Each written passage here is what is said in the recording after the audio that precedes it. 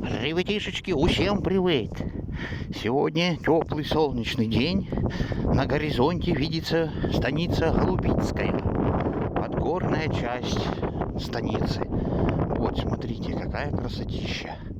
Вот она большая такая. Есть нагорная часть и подгорная. Здесь много населенных пунктов. Есть подгора и нагора.